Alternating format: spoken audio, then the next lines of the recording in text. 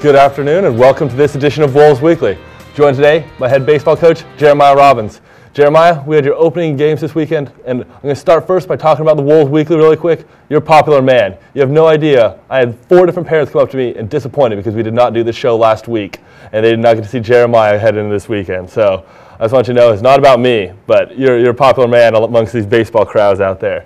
But That's interesting. Obviously, I enjoy doing the Wolves Weekly, and the big thing I like about it is kind of getting some information out to our parents about our club and our weekend. And with us traveling early in the season, sometimes they don't get that opportunity to get down and watch us play. And to hear about how their boys did is always good to get that feedback to them. So definitely enjoy doing this.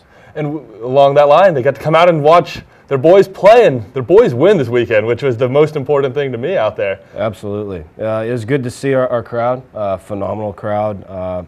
With touchy weather conditions, but it cleared up on both days, and it was nice to see our support that we had from them.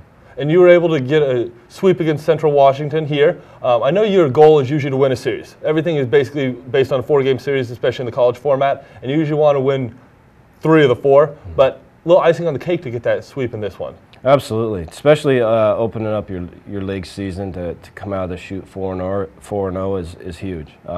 Against a very good club, a club that definitely enjoys playing us, and we enjoy playing them. And to break open our league season at home, to come out 4-0, we'll take it.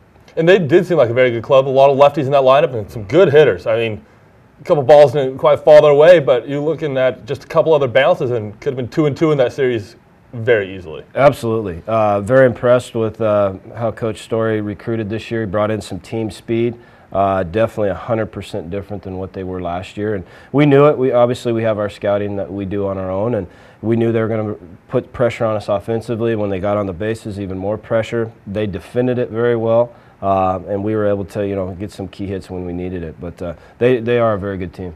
Well, I'd like to talk to you about a couple of these games there. Game 1. Talking about war of attrition out there for fans with a little bit of that weather, but your baseball team going 14 innings in the home opener of the season, breaking in that new turf. Very, very exciting game out there. Talk to me a little bit about that one. Absolutely. I believe it was a new conference record for the longest game that they've had. And the bad thing on that is we also set a conference record for runners left on base with 18. So kind of a tale of two teams. We had numerous opportunities throughout the game, but after looking at our series, and especially that game, of just how our kids battled through that, 14 innings is a long game, and they had opportunities to score. We were able to pitch it really well and shut down those opportunities, and we held on and found a way in the 14th to get it done. So happy with that. And the one that came through with a couple big hits, you said there's a couple opportunities out there, but Griffin Boyd comes up in the 8th inning, gets the game-tying hit, tie it up at 3. You guys played another 6 innings basically without scoring there, but then he comes through in the 14th and gets another hit, roped down the left field line with the bases loaded, I believe it was, to score Eric Copenhagen and get the win. And to me, it was pretty important that you guys get that win on that new turf. It has to be a little, not that any win is more important than the other, but a little bit of sentimental to get that one there. Absolutely, huge. And Griff, we're so happy to have him back on our club. He was here as a freshman and then transferred out and then came back, and he has done a phenomenal job for us, both offensively and defensively.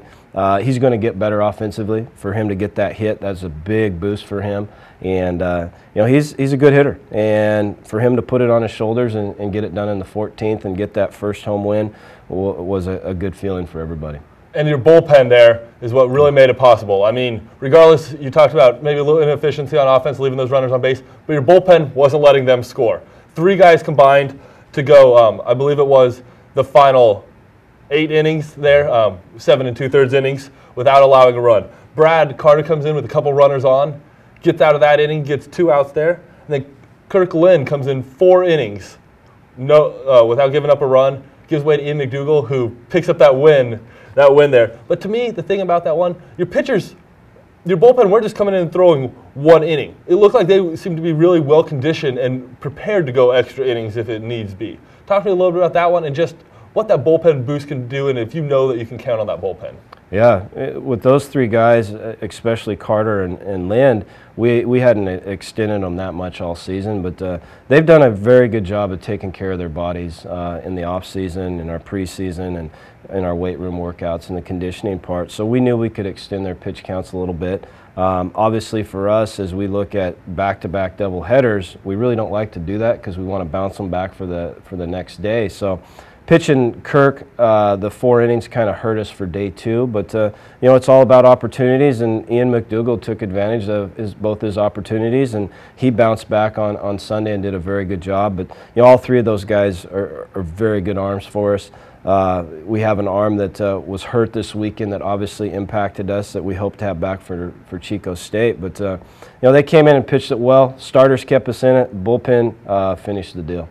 And then game 2. You didn't need to go to that bullpen at all, basically, right there. Your senior, your GNAC first-team all-conference player from last year, Michael Ward, came in, gave you a complete game, only 4 hits in 7 innings. Pretty impressive right there, and also struck out 4. Talk to me about him.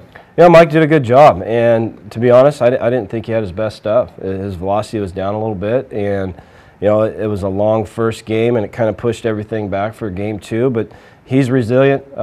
He never has any highs or any lows. He just goes out there and competes, and he was able to do that, kept their hitters off balance, and kept us in the game and let our offense get rolling a little bit to get some runs on the board, and did a good job. And Mike seemed to be sprinting to that finish line, knowing that first game went so long and the sun was at our backs. I mean, an hour 23, even though it was a 7-inning game, is a pretty quick game out there. Yeah, we like those, and we talked about that in between games of, you know, the darkness going to be coming in, and to have a good pace and getting on and off the field really well. And I was impressed with how our kids embraced that and found a way to get those 7 innings in a short amount of time. Another familiar face for the Wolves fans that helped you get the win then was Dan Dillard. Goes 3 for 4. Gets that big hit. You guys were up 2-0, but he gets those insurance runs that really kind of let everybody breathe a little bit easier in there. With that bases clearing 3-run double. Yeah, he did a good job. You know, Dan needs to be a little bit more consistent. I thought he had some other opportunities throughout the weekend that he kind of got impatient a little bit and chased some bad pitches. But that at bat, he stayed focused with his plan, got the pitch that he wanted, and put a good charge in it. And obviously, definitely took some pressure off us and let us finish that game strong. I want to jump to day 2 where it almost followed the same type of pattern. You guys came back in game 1, got a strong pitching performance in game 2. Game 1, you guys are actually down 4-1 going to the bottom of the 8th this time. Set yourself up for a 3-run deficit. End up scoring 6 runs in that 8th inning. Basically, to me, felt like the theme was resilience right there. You guys battled. Nobody gave away any at-bats. You guys kept fighting through it. Talking about that one and the way that the guys believed in it and they wouldn't let Central win that game, it felt like.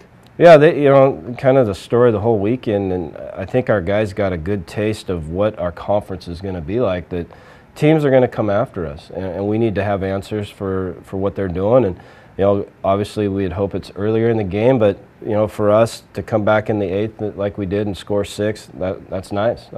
Guys had some of their better at-bats in that inning, and kind of was able to extend that out, and obviously we want to finish a little bit better than we did. We let them back in it to, I believe they scored 2 in the 9th, but you know, it's baseball. The ball bounces weird, and we were able to get the right bounces and find a way to win that game, so I was very impressed with that. One of the guys that had really one of the big hits in that inning was Aaron Hedrick, who had a double to bring you guys back within 1. He had 3 hits in that game and also had 3 hits in game 2. Pretty good day from him. But the go-ahead hit came on a bases-clearing triple from Eric Copenhagen. And that guy roped it into right center field gap, and, man, he moved, it seemed like, to get around to 3rd. Yeah, he did. And we're excited to see Eric getting some confidence and doing some real good things with his bat. We know he can defend it in the outfield. We've just been waiting for the bat to come along. And I thought he had a good weekend. I think he has a lot more room to grow and even be better in what he showed. Hedrick, you know, on Saturday, I think he was 1 for 8 on Saturday, and we had some conversation with him to stand with his approach, and then Sunday he comes back out and goes 6 for 7. So it's good to know that our kids are accepting our feedback to them and being able to go out there and perform at the high level that we expect. And both those guys were clutch hitting for us, and they defended it very well for us too. So I was proud of both their efforts. I have to admit, as a fan, they were all even though you were probably a little nervous on the sideline. Pretty fun games for the fans, and it looked like the fans had a pretty good atmosphere out there, and weather cleared up pretty well, and it was pretty fun. Able to see Dr. Minahan get out there, throw out the first pitch was very nice after all the work he did on this new field and stuff like that to make it a possibility. All right, we were very honored to have him out there. His support of all of our athletics here at Western Oregon is phenomenal. And for him to come out and throw out the first pitch is very special for our players and obviously our fans that kind of know what he's done for us. So we were very proud to have him out there. And I want to talk about it. That sets you up for a big weekend this weekend against Chico State. A lot of focus going into this weekend. You guys seem like they're prepared to go, and you guys really seem to take a lot of pride in defending this home field and the work you guys put into it. Absolutely. You know, it's a nice facility, and with the upgrade of the turf, and there's other upgrades that were happening too with the new fence cap, and we did some other things, repainting of the dugouts, and it looks sharp, and obviously we want to look sharp too as a baseball team. So, you know, it's a good facility. We're excited about Chico State coming in. Obviously a very good club that's kind of had our number the last couple of years, but we're looking forward to the challenge. And can you talk to me a little bit about Chico State and what some of the strengths that they possess and what some of the things Western Oregon fans maybe need to keep an eye on this weekend? Kind of as a whole for Chico State, they're very good. They pitch, they hit, they defend it. They're very well coached. They've got some very good baseball players on their team. They've got good team speed. They can hit for power. So we definitely have a challenge ahead of us. The good thing is it'll be in our house, and we're excited about that opportunity. And that does seem to all be represented. They have earned the number 3 spot right now in the West Region rankings. And we all know the West Region is very good for baseball. I mean, they're right there behind Sonoma State, who's actually jumped UC San Diego for number 1 spot, and then UC San Diego and Chico State. So you got the cream of the crop coming in from CCAA, and great opportunity to play them at this ballpark. And we actually have a little bit of a unique setup. Not that we're doing the CCAA thing, but you're playing the 4-game series, but you're doing it over 3 days this time. Tell me a little about your series and how you're breaking up these games. Yeah, I wish our league would do it the same way, going a single on Friday, a double on Saturday, and then a single on Sunday. I like that setup. You know, the way we do our league with double headers in 2 days, I think we're asking a lot out of our kids. So I like how it's set up with a single game Friday. We get to go out there. The kids don't miss that much class. Play 1 game on Friday, no class on Saturday. We get the doubleheader in, and then getaway day on Sunday with the single 9 then. So it's a good setup. We're excited for it, and we'll come focused and ready. And just to take a note there, Friday's game will begin at 2. Saturday's doubleheader will start at noon. Games will be played back-to-back after that one. And then on Sunday, the getaway day, it'll be at 11 a.m. Yeah. So tickets are still available for that one, and you can call the number on your screen, 838-8449, or visit the WU Wolves website. But exciting time out there, Jeremiah, and we look forward to seeing you and the Wolves take on the Chico State Wildcats this weekend. Absolutely. Thank you for having us. Thank you all for watching this edition of Wolves Weekly.